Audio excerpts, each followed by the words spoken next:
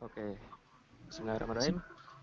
Selamat pagi, assalamualaikum warahmatullahi wabarakatuh. Waalaikumsalam warahmatullahi wabarakatuh. Selamat datang kepada Bapak dan Ibu dalam kegiatan video conference Diklat Daring Guru Mengajar untuk Nusantara Batch 2 tahun 2020 bekerja sama dengan Balai Bahasa Jawa Tengah. Kali ini tepatnya dalam kegiatan presentasi pembelajaran melalui media SAC atau Smart Art Creator, mata pelajaran Bahasa Indonesia dengan tema teks deskripsi. Perkenankanlah saya selaku host untuk memperkenalkan diri. Nama saya Sevian Afif Wijaya. Tempat tanggal lahir Ngawi 5 September 91. Agama Islam, jenis kelamin laki-laki. Alamat Ngawi. Lulusan IKIP Budi Utomo Malang 2013. Riwayat kerja 2013 sampai 2016 di SMA Muhammadiyah Ngawi, 2016 sampai 2019 di SDIT Harapan Umat Ngawi, dan 2019 sampai sekarang di MTS Negeri 2 Kota Kediri. Kemudian selaku moderator adalah Bapak Dimas atau nama lengkapnya adalah Bapak Satriadi SAP MSC. Tempat tanggal lahir adalah Sungai Pakning 11 Oktober 1989.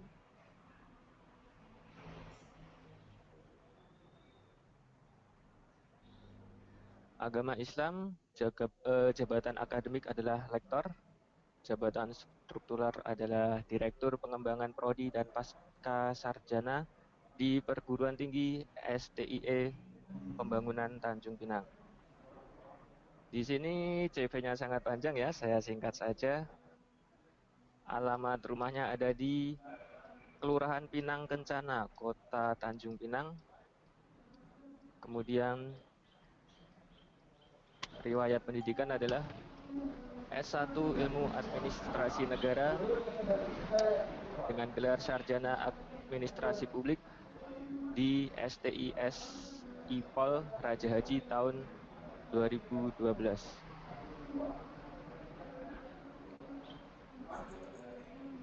Kemudian S2 Manajemen Human Resource Development, Magister Human Resource Development MSc dari University Teknologi Malaysia tahun 2015. Kemudian di sini ada banyak pelatihan profesional seperti pelatihan peningkatan keterampilan dasar teknik instruktural tahun 2015. Kemudian ada pengalaman penelitian dari 2015 sampai 2020.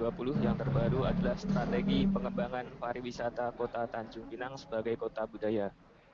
Kemudian ada lagi publikasi ilmiah dari 2015 sampai 2020.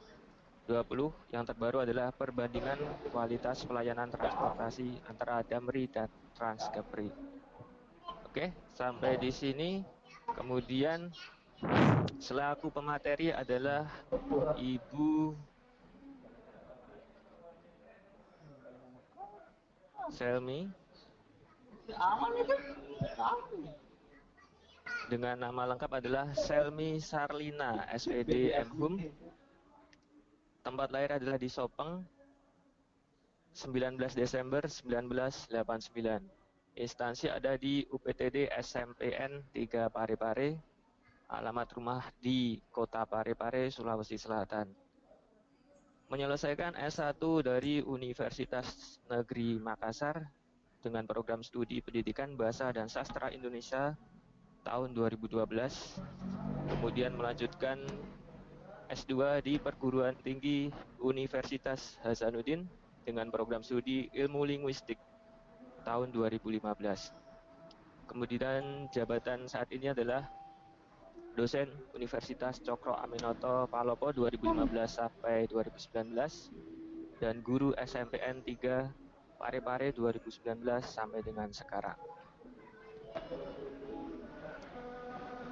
Baik, susunan acara untuk kegiatan kali ini adalah pembukaan, penyampaian materi, sesi tanya jawab.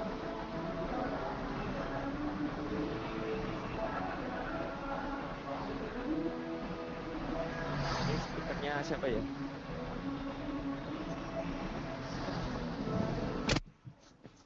Musiknya siapa ya? Ya, sudah. Kemudian susunan acara untuk kegiatan kali ini adalah pembukaan, penyampaian materi, sesi tanya jawab, dan diakhiri dengan penutup.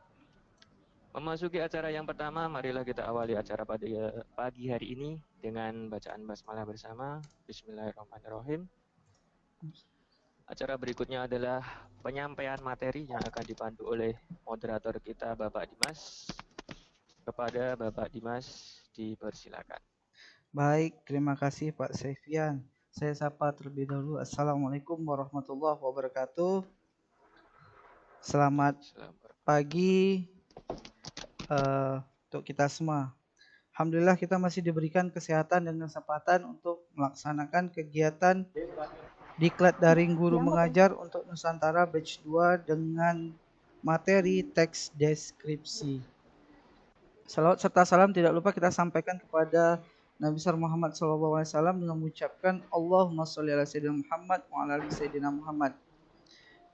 Nah, sebelum presentasi yang akan disampaikan oleh Ibu Selmi dimulai, saya mengingatkan kembali kepada seluruh peserta video conference agar mengisi absensinya terlebih dahulu, ya, biar nanti tidak lupa dalam pengisian absensi, karena absensi kehadiran hari ini sangat diperlukan bagi kita semua.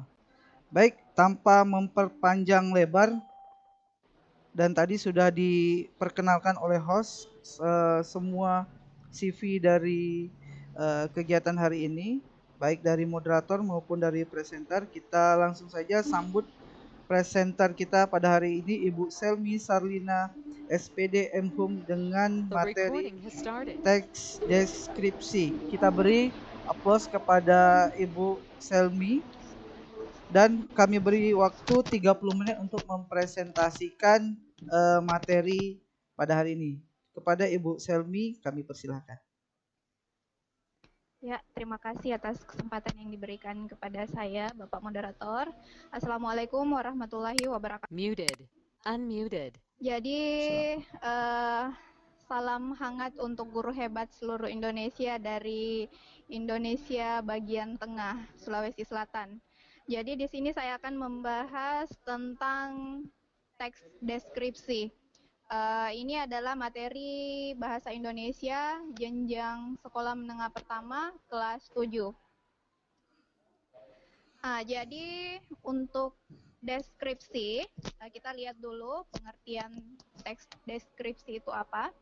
Jadi sebenarnya teks deskripsi ini adalah salah satu bagian dari wacana, ya. Ada argumentasi, persuasi, eksposisi, dan narasi. Nah, salah satunya adalah deskripsi.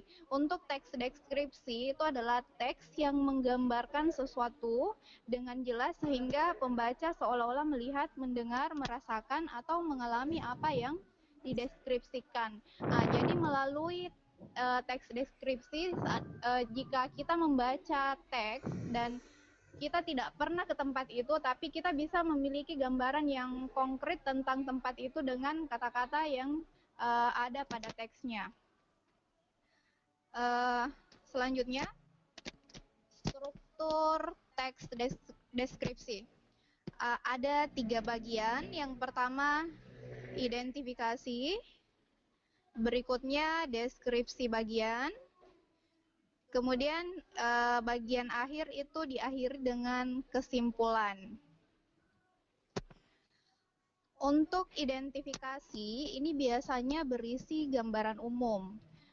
Misalnya nama objek yang dideskripsikan, lokasinya, sejarah atau makna nama, atau hal-hal yang bersifat umum tentang objek yang digambarkan. Di sini ada contoh, kebetulan latar dari tempat ini juga saya ambil. Jadi misalnya di salah satu di daerah saya ada Paputo. Jadi kalau saya akan mendeskripsikan itu diawali dengan gambaran umum terlebih dahulu. Paputo adalah salah satu destinasi wisata di kota Parepare. Paputo dikenal dengan Pantai Pasir Putih Tonrangeng. Pantai ini terletak di Kelurahan Lumpue, Kecamatan Bacu Kiki Barat, Kota Parepare. Jadi ini sudah merupakan gambaran umum. Kita masuk ke deskripsi bagian. Kalau di sini itu berisi rincian objek yang digambarkan. Biasanya tentang apa yang kita lihat, apa yang didengar, dan apa yang dirasakan. Bagian-bagiannya itu bisa dijelaskan terdiri atas warna kah, seperti apa objek yang dilihat. Jadi ini mengenai kesan dari si penulis. Kita juga bisa menulis tentang suara apa saja, kemudian bagaimana perasaannya. Jadi seperti itu. Untuk contoh, di sini ada paragraf. Di Paputo, pengunjung bisa menikmati laut. Suasananya terasa rindang karena di pinggir pantainya banyak pepohonan. Bagian kiri tampak daratan hijau dan rimbun yang menjorok ke dalam. Jadi apa yang dilihat itu harus ditulis secara detail pada teks deskripsinya. Nah, misalnya di gambar sini ada gazebo, nah maka saya tulis juga ada gazebo yang berderet, terdiri atas sofa yang berwarna-warni, ada warna ungu, biru. Jadi seperti itu kalau kita menulis deskripsi bagiannya. Kemudian yang terakhir itu adalah simpulannya. Nah, di sini kesan si penulis terhadap objek yang digambarkan pada teksnya. Misalnya ada contoh, wisata Pantai Paputo menawarkan keindahan, kenyamanan, dan kesejukan. Pantai ini sangat cocok bagi wisata keluarga. Pengunjung akan merasakan kesan yang indah jika berkunjung ke pantai ini. Ya, itu untuk struktur. Bapak Ibu guru hebat, selanjutnya kita ke bahasa yang digunakan pada teks deskripsi. Jadi ada ciri bahasa yang menunjukkan tanda bahwa teks itu adalah deskripsi. Yang pertama itu ada kalimat perincian, kalimat serapan indera, kemudian terkait juga dengan aturan penggunaan diksi. Dalam hal ini penggunaan awalan me yang bertemu dengan kata dasar K, T, S, dan P. Dan yang terakhir adalah bagaimana penggunaan kata depan di dalam teksnya. Kita mulai dari kalimat perincian. Jadi seperti ini contohnya. Kalau ada kalimat misalnya sebuah paragraf diawali seperti ini. Ibuku orang yang sangat baik. Nah, kalimat ini umum harusnya diikuti rincian yang lebih detail. Kalimat perinciannya yaitu dia berusaha menolong semua orang. Kemudian yang kedua, dia ramah dan tutur katanya lembut kepada siapa saja. Nah, jadi ini rincian dari kalimat yang sebelumnya. Kemudian yang berikutnya, kalimat serapan indera. Nah, karena tadi deskripsi itu menggambarkan objek sehingga pembacanya seolah-olah dapat melihat, mendengar, atau merasakan. Jadi dalam menulis kalimat deskripsi juga itu melibatkan serapan indera, antara lain penglihatan. Jadi kalau kalimatnya bukit hijau menjadi latar pantai. Nah, ini artinya kita seolah-olah melihat. Kemudian untuk pendengaran, debur ombak terdengar berirama. Jadi ini melibatkan serapan indera pendengaran. Begitupun dengan indera perasa. Kemudian yang berikutnya itu terkait dengan aturan penulisan kata ketika dalam hal ini prefiks awalan me bertemu dengan kata dasar yang berawalan huruf K, T, S, dan P. Jadi ada aturan. Jadi kalau saya kasih contoh ya, ketika awalan me bertemu dengan kata kirim, kita kan tidak katakan mengkirim. Nah, kaidah bahasanya itu jadi mengirim. Begitupun dengan me tambah kerut. Kita tidak mengatakan mengkerut ya, tapi harus mengerut. Selanjutnya T, menanam. Me tambah tanam itu jadinya menanam. Me tambah tulis jadinya menulis. Begitupun yang selanjutnya menyapu, menyiram, memesona, memukau. Mungkin ini kata-kata yang lazim yang kita dengar ya, tapi ada beberapa kata-kata dalam masyarakat khususnya itu sering digunakan salah. Contoh, mempengaruhi. Ini sering sekali kita dengar, mempengaruhi. Nah, kalau kita ikut perhatikan tadi, kalau kata dasarnya P itu kayak ini, me tambah pesona itu jadi memesona. Jadi me tambah pengaruhi itu seharusnya memengaruhi. Nah, ini yang sering keliru. Contoh yang lain misalnya mensukseskan, menyukseskan. Jadi seperti itu. Jadi ketika awalan me bertemu dengan kata dasar yang berawalan huruf K, T, S, dan P, itu mengalami proses yang namanya nasalisasi. Jadi ada beberapa perubahan yang terjadi. Kayak mengonsumsi juga ya, terkadang kita masih sering menemui tulisan mengkonsumsi, padahal sebenarnya yang baku dan yang benar itu adalah mengonsumsi. Nah, ini hanya terjadi ketika kirim. K itu konsonan, I itu vokal. Beda lagi kalau kritik. Itu tidak dikatakan mengkritik, tetap mengkritik. Jadi aturan ini tadi tidak berlaku ketika kata dasarnya diawali dengan konsonan rangkap. Ini hanya terjadi ketika kata dasarnya itu konsonan vokal. Kemudian penggunaan kata depan di. Kata depan di. Ini kalau menulis kata depan itu pasti dipisah dengan kata yang menyertainya. Jadi beda kalau awalan. Awalan kan harus serangkai.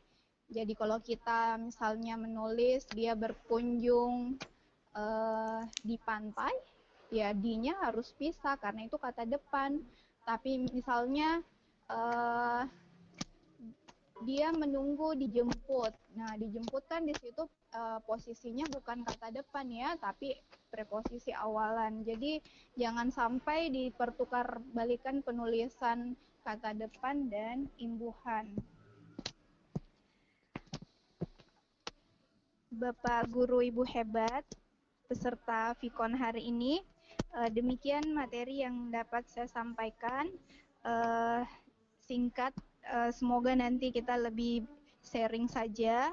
Selanjutnya saya paparkan contoh soal terkait materi ini. Di sini ada paragraf yang menyatakan aspek bidang perasaan adalah. Jadi tadi ada indera penglihatan, ada pendengaran, juga ada perasaan. Nah, kita lihat pilihannya. Untuk A, kedua anak itu bak pinang dibelah dua. Wajahnya sangat mirip. Rambut kedua anak itu ikal, kulitnya putih. Ini saya kira jelas ya, pasti melibatkan indera penglihatan. Kemudian yang kedua dilihat ya, ini juga penglihatan.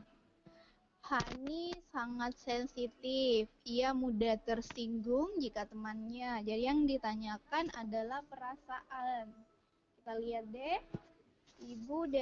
ayah dan ibu adalah orang yang baik. Jadi di sini jawaban yang tepat adalah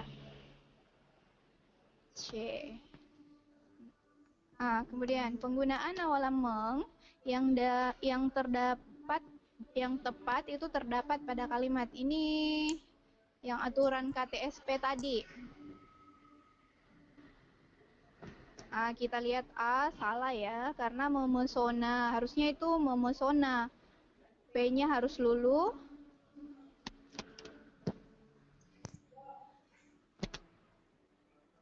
Kemudian nomor 3, kepencet tadi, maaf ya.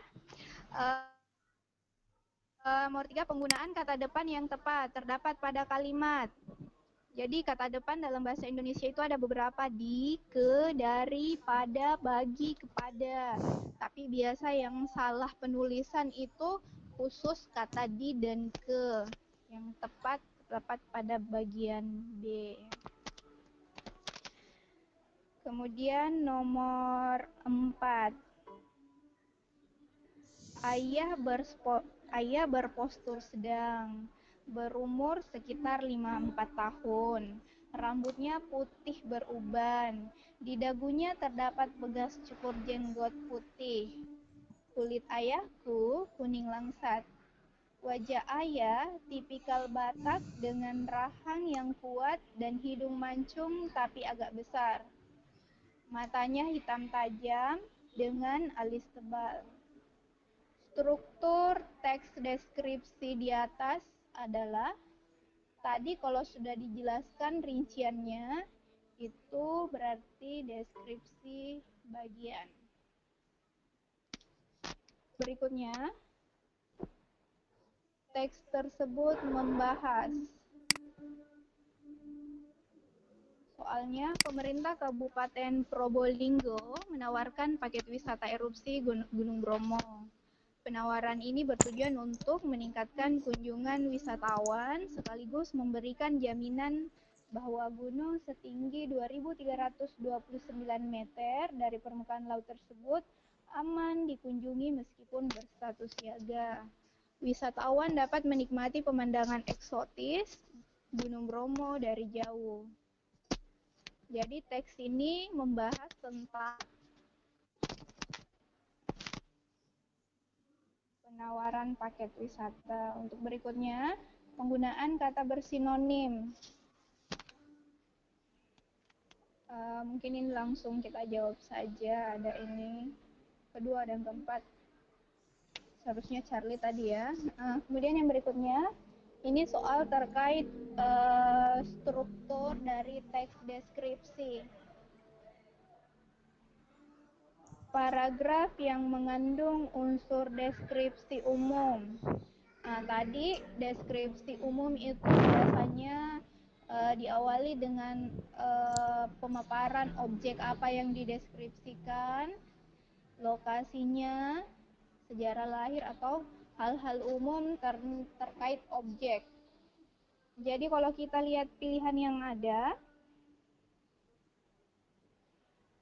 rumah makan Nyempleng terletak di sebelah selatan alun-alun Kota Malang. Apakah ini ciri-ciri gambaran umum? Kita lihat B. Memasuki rumah makan ini, kita disambut gapura bagian depan. Ini sudah lebih kerincian.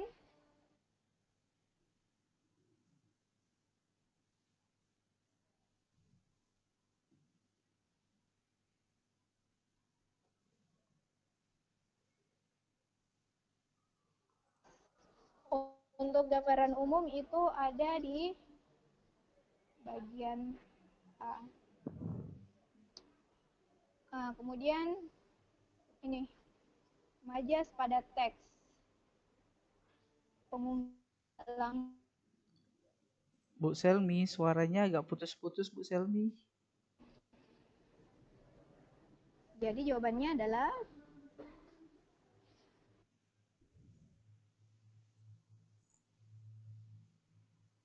deskripsi yang sesuai kalimat isinya ini hutan tapi pohonnya sudah tidak ada. Bu Selmi, Yang waktunya 5 paling menit tepat lagi Bu Selmi. adalah Oh iya Pak, siap-siap. Nah, yang terakhir itu berikut adalah judul yang tepat kalau kita ingin menulis karangan deskripsi. Nah, kalau kita lihat pilihannya saya kira jelas. Jawaban yang paling tepat adalah Alfa, Tabalong Kota yang Bersih. Membuat layang-layang itu teks prosedur. Doraemon dan Kantong Ajaib itu Tabalong bukan ya. Nah, jadi yang paling tepat adalah ini. Tadi ada salah pencet.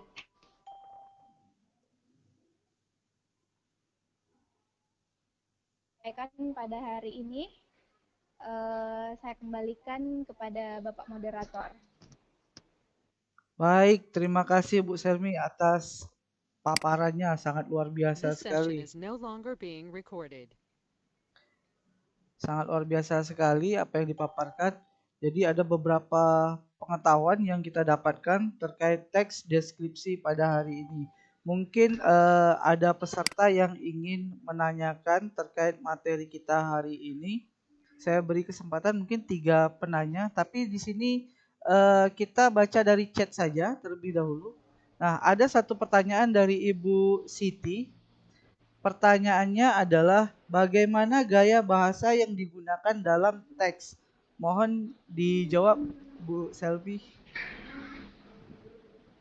Ya, untuk gaya bahasa teks deskripsi itu biasa ada personifikasi ya Bu, majas personifikasi yang kayak daun melambai-lambai.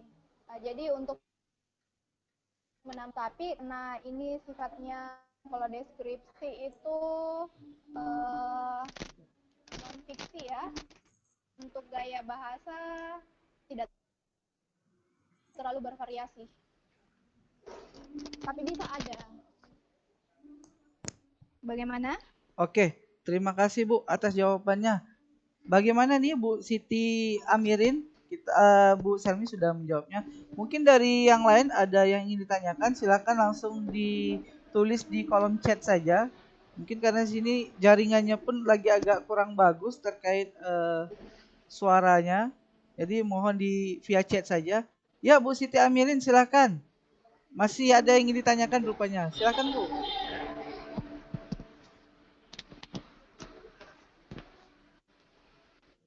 Bu Siti.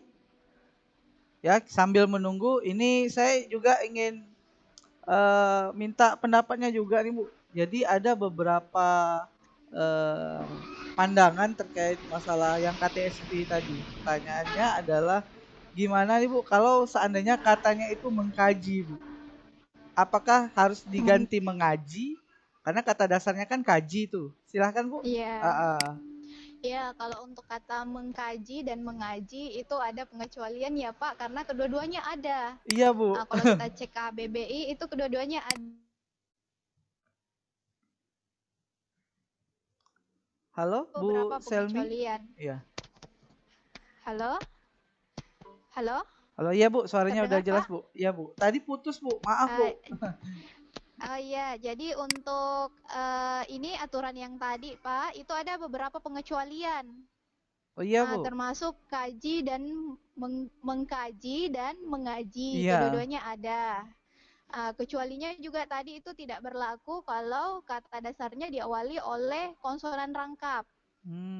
Jadi tidak luluh kalau bertemu dengan kata dasar yang diawali dengan konsonan rangkap. Kemudian juga kalau terdiri atas satu suku kata, ini juga pengecualian. Itu tidak berlaku aturan yang tadi. Oke Bu, terima kasih Bu. Jadi seperti itu Pak. Oh iya, baik Ya. Bu. Ini ada pertanyaan lagi nih Bu dari peserta. Masih Bu Siti Amirin ini pertanyaannya. Jadi pertanyaannya Iya, itu adalah silakan. prakarsa jika dapat awalan me plus akhiran i, jadi bagaimana, Bu? Ini tadi yang saya bilang Bu, ketika awalan me bertemu dengan KTSP, tapi itu kalau konsonan rangkap, maka tidak memprakarsai, tetap memprakarsai. Oke, Bu Siti jadi. Mempraktikan begitu. Jadi beda kalau misalnya memikirkan, itu jadi p-nya lulu ya, jadi hilang, Iya, memikirkan. iya Bu. Tapi kalau pikir itu diawali oleh konsonan baru vokal. Nah, sementara prakarsa itu konsonan-konsonan. Jadi p-nya tetap ada, tidak lulu. Jadi yang tepat tetap memprakarsai. Oke, Jadi seperti itu Pak. Begitupun dengan kayak mempraktikan. Jadi dia kata-kata tersebut hanya lulu ketika konsonan vokal. Ditambah tadi ada beberapa pengecualian. Pengecualiannya ada di beberapa kata. Kemudian ketika misalnya juga bertemu dengan kata dasar yang hanya terdiri kata dasar yang hanya terdiri atas satu suku kata. Contoh, chat. Mengechat kan, tik, mengetik. Jadi seperti itu. Kalau klik nih Bu, klik. Mengklik. Iya. Itu tidak lulu juga Pak, karena KL itu Oh iya, KL Bu ya. konsonan. Iya. Jadi itu, tapi kalau yang sering salah sih, ini kata yang paling sering salah itu penggunaannya ya mempengaruhi, seharusnya memengaruhi. Begitupun iya, ini juga yang sering-sering ditemukan kesalahannya, memesona ya, bukan mempesona. Iya, betul Bu. Termasuk saya juga sering mengkoreksi juga tuh Bu kata-kata yang seperti itu. Iya, ini juga termasuk yang mengonsumsi juga biasa, menaati, begitupun dengan mengomunikasikan ya, bukan mengkomunikasikan. Jadi seperti itu. Jadi ada beberapa kata yang sebenarnya itu tidak disadari kalau ini salah sebenarnya kalau kita ikut tata bahasa yang ada. Ya, baik nih Bu, penjelasan dari Bu sangat luar biasa sekali. Nah, kita tunggu, masih ada sisa satu pertanyaan nih. Para peserta boleh langsung menanyakan di chat, diketik saja. Tapi kalau ada yang ingin bertanya langsung kepada narasumber, silakan. Kita kasih satu kesempatan. Jika tidak ada, sambil menunggu pertanyaan dari peserta, jadi saya juga ingin ini Bu, mungkin Ibu boleh membantu apa ya? Cara kita mensosialisasikan terkait masalah teks yang sering salah, itu ditulis baik dari instansi pemerintahan maupun terkadang dari teman kita sendiri ketika menulis karya tulis ilmiah. Ini mohon gimana sih Bu cara kita agar bisa mensosialisasikan atau tricks and tipsnya Bu? Silahkan Bu. Oh iya, terkait penggunaan bahasa Indonesia yang kurang tepat. Ini sebenarnya dari pribadi setiap orang sih Pak ya. Iya Bu. Bagaimana dari pengetahuan juga sih sebenarnya. Cuma memang tidak dipungkiri entah kenapa hal ini bisa terjadi. Bahkan biasa dapati penggunaan tanda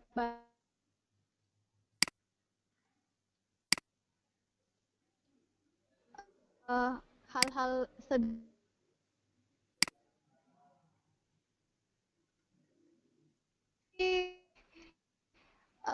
untuk apa ya? Bu, izin Bu, mohon maaf suaranya Bu masih putus-putus Bu di tempat saya. Halo. Halo, iya Bu, udah jelas Bu. Pak. Halo. Halo. Halo, iya Bu.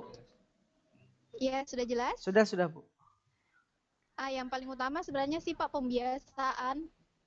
Kalau kita biasakan yang benar, ya akan menular ke yang lain juga, semakin meluas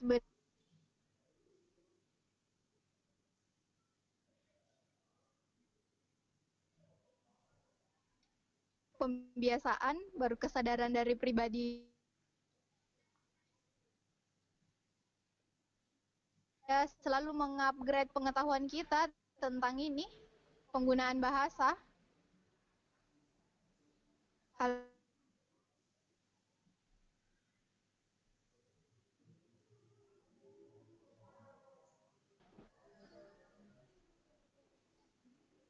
Pak Moderator, Halo, Bu, suaranya masih putus-putus, Bu. Mohon maaf nih, Bu.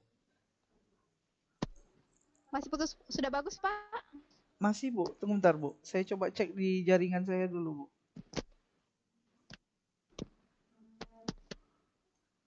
Oke, sudah saya cek, Bu. Dengar, Bu, suara saya, Bu? Halo?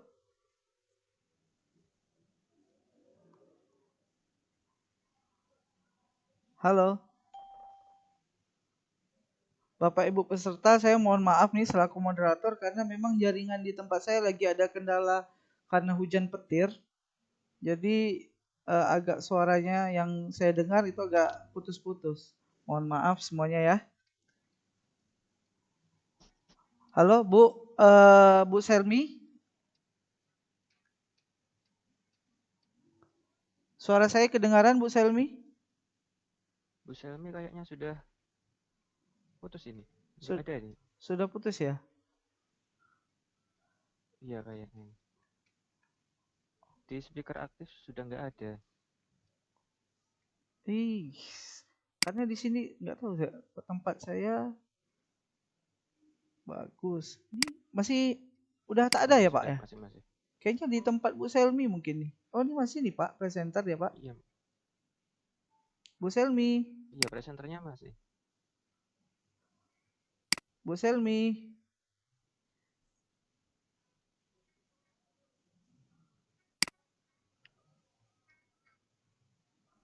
Halo Bu Selmi. Ya sambil nunggu ya Pak Pak Sevian nih kita mungkin ada kendala teknis dari kondisi yang mungkin kurang baik nih. Iya. Ya, ini masih ada pertanyaan nih. Cuman Bu Selminya belum nongol. Bu Selmi. Oke, Bu Selmi kayaknya masih ada trouble Masih ini. ada trouble sambil menunggu. Mungkin kita minta Menunggu. peserta nih yang. Saya tanya Bapak saja. Ah ya, silakan Pak. Saya tanya Bapak nih, Pak Dimas. Iya Pak, monggo Pak. Oh ini sudah join ini Bu Selmi. Oke, udah join ya Pak ya. Pak Dimas ini saya baca riwayat beasiswanya lancar sekali. Ada triknya nggak untuk mungkin anak-anaknya Bapak guru hebat nanti bisa seperti Bapak nih? Oh Saya iya. lihat 2009 beasiswa pemerintah daerah 2010, 2011, 12, 13 sampai 15 ini. Ya Ada alhamdulillah tips Pak. nggak Pak? Tipsnya sih Pak, kalau saya kan kebetulan karena memang sering ini mengikuti organisasi satu, jadi untuk dapat informasi beasiswa itu mungkin lebih cepat Pak. Jadi ada memang beberapa beasiswa itu informasinya saya malahan kadang terlambat Pak. Jadi Terlambat ya? iya terlambat dapat informasinya. Bahkan H-2 saya baru mempersiapkan berkasnya Pak. Jadi itu saya memang prepare-nya karena satu nilai saya sudah mumpuni Pak. Jadi kalau beasiswa itu kan pertama yang dilihat nilainya, yang kedua yang dilihat adalah prestasi secara non akademik juga Pak. Jadi kebetulan waktu itu memang kalau secara non akademik juga ada prestasinya lah. Ya kan? Kalau di akademik saya lebih ke karya tulis ilmiah nih Pak. Iya. Oke Bu Selmi, sambil nunggu nih Bu Selmi. Assalamualaikum Pak. Waalaikumsalam warahmatullahi wabarakatuh. Waduh, udah bisa join ya Bu ya? Halo, Bu, suara saya kedengaran Bu? Ya kedengaran Pak. Iya, nih Tadi masih ada pertanyaan, Bu. Oh iya, silakan Pak. Tapi sebelumnya saya mau ini dulu untuk Pak Sofyan, nanti kita lanjutkan lagi ya untuk yang tips dan trik tadi. Oke. Nah, untuk Bu Selmi ini pertanyaannya, apa bedanya teks deskripsi dengan teks narasi, Bu? Monggo dijawab, Bu. Oh iya, teks deskripsi dan narasi. Kalau narasi itu menceritakan sesuatu, kemudian unsur utamanya itu ada peristiwa, ada tokoh, dan ada alur. Sementara untuk deskripsi tidak terikat oleh itu, hanya menggambarkan objek. Bisa tidak ada tokoh, tidak ada peristiwa. Jadi kalau narasi itu unsur-unsurnya harus ada peristiwa, ada tokoh, kemudian ada urutan waktu yang ada di dalamnya. Sementara kalau deskripsi tidak ada, hanya menggambarkan objek saja. Jadi sederhananya kalau kita bilang narasi itu menceritakan, sementara deskripsi itu menggambarkan objek. Seperti itu. Oke, Bu, terima kasih. Nih luar biasa Halo? sekali nih paparannya nih. Betul-betul detail nih. Oke, Bu Selmi, mungkin Bu Selmi boleh memberikan semacam tips kepada kita semua nih terkait dalam menulis tes deskripsi itu yang baik dan benar itu seperti apa, Bu? Dan apa yang harus kita persiapkan nih, Bu, untuk ketika menulis teks deskripsi ini, Bu? Monggo, Bu. Kalau untuk menulis teks deskripsi sebenarnya cukup sederhana karena apa yang kita lihat, apa yang kita dengar, ya langsung ditulis saja, Pak. Nah, karena deskripsi itu hanya menggambarkan sesuatu berdasarkan apa yang kita lihat, apa yang kita dengar, dan apa yang kita rasakan. Yang penting diawali dengan pernyataan umum, kemudian diikuti kesimpulan berupa pendapat subjektif penulis tentang objek yang digambarkannya melalui tulisan.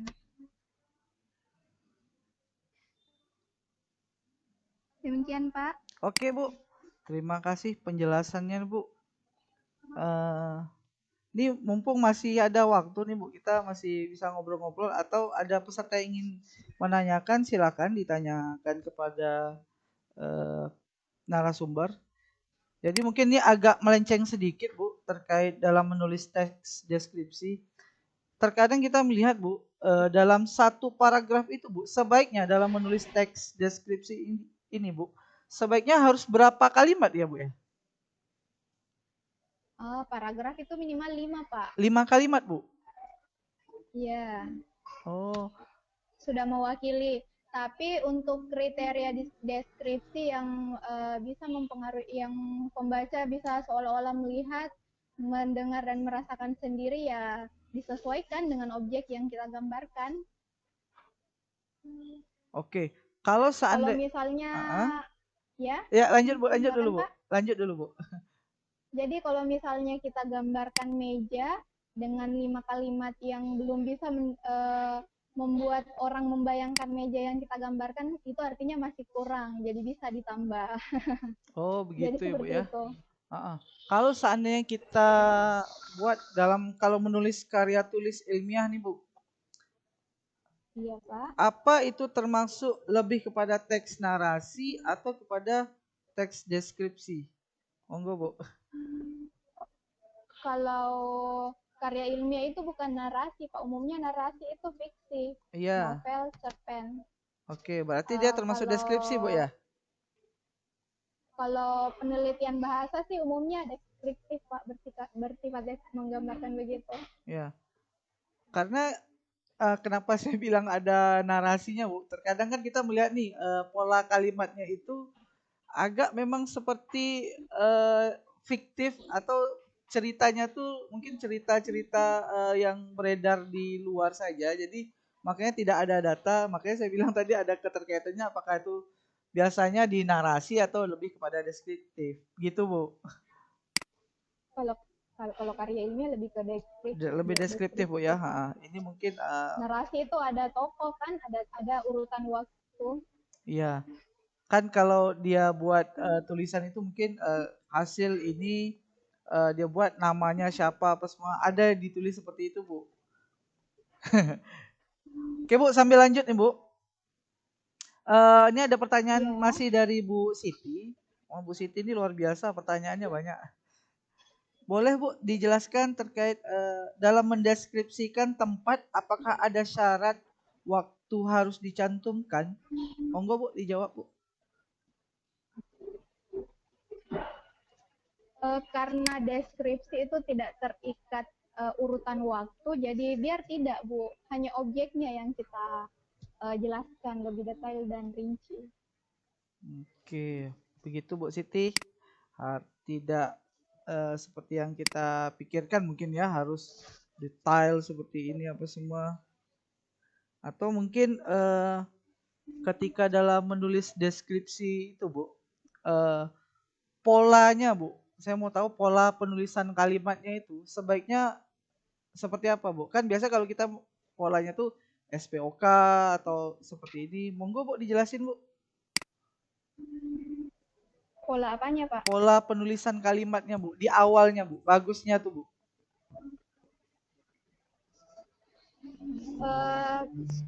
Kalimat sesuatu itu dikatakan kalimat yang baik ketika minimal memiliki subjek dan predikat. Untuk objek, pelengkap dan keterangan itu opsional Pak, bergantung kalimatnya. Yang wajib ada dalam kalimat itu subjek predikat. Subjek predikatnya Bu ya. Oke. Ini waktu kita sudah hampir habis nih. Bu, Selmi boleh dibuat closing statement-nya. Saya beri waktu kisaran 3-4 menit untuk menutup apa yang Ibu sampaikan pada hari ini. Silakan Bu.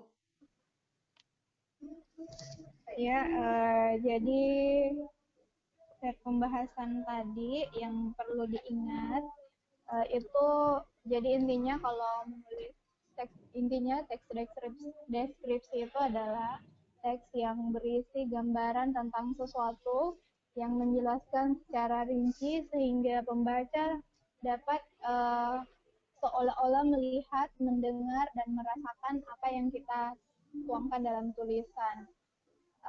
Struktur dari teks deskripsi sendiri itu terdiri atas identifikasi, deskripsi bagian, dan diakhiri dengan simpulan berupa kesan tentang objek yang kita gambarkan. Kemudian penggunaan bahasa itu harus memperhatikan beberapa hal. Yang pertama tentang kalimat perinciannya, kemudian penggunaan katanya tadi, diksinya, terutama terkait dengan aturan nasalisasi, kemudian penulisan kata depan, termasuk ejaan juga harus. Demikian yang sempat saya sampaikan hari ini. Lebih dan kurangnya mohon dimaafkan. Saya kembalikan kepada Bapak Moderator. Baik, luar biasa sekali. Kita beri aplaus dulu kepada presenter pada hari ini, Bu Selmi.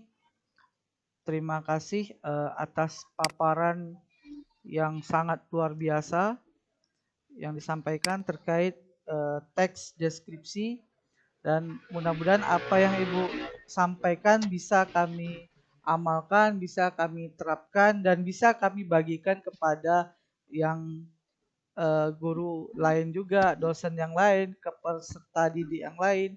Dan hari ini yang sudah Ibu sampaikan mudah-mudahan juga bisa menjadi amal jariah bagi Ibu dan bagi kita semua yang menyampaikan kepada yang lain pula.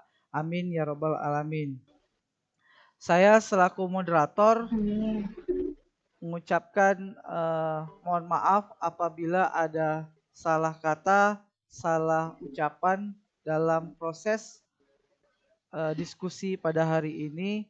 Yang salah itu datangnya dari saya, yang benarnya itu datangnya dari Allah Subhanahu wa taala. Yang menyampaikan baik yang mendengarkan baik. Tapi yang paling baik adalah menyampaikan kepada yang lain dan menerapkannya dalam kehidupan sehari-hari. Terlebih dan terkurang saya mohon maaf, saya sudahi dengan wabillahi taufik wal hidayah. Assalamualaikum warahmatullahi wabarakatuh. Saya kembalikan kepada host.